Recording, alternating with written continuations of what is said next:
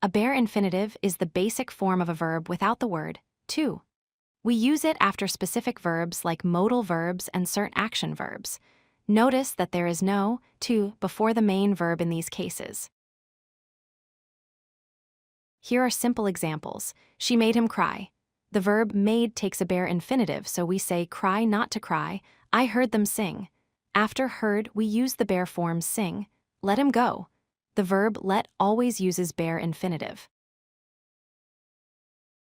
Follow these 4 main rules. First, use bare infinitive after modal verbs like can, must, and should. Second, after causative verbs like make, let, and have. Third, after perception verbs like see, hear, and feel.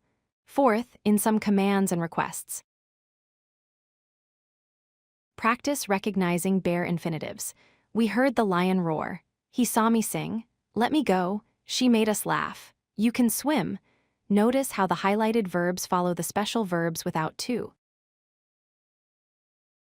These 5 verbs commonly take bare infinitives. Make, as in she made him cry. Let, as in let her go. Help, as in he helped me understand. Hear, as in I heard them sing. Watch, as in we watched her dance.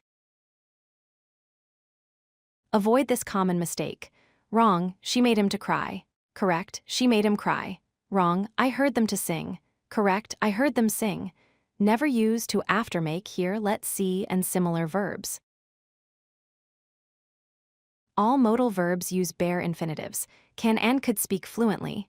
Must and will finish now. Should and may try harder. Shall and might help you. Modal verbs never take to before the main verb. Remember these 3 main categories.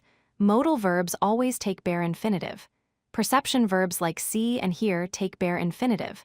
Causative verbs like make, let, and have take bare infinitive.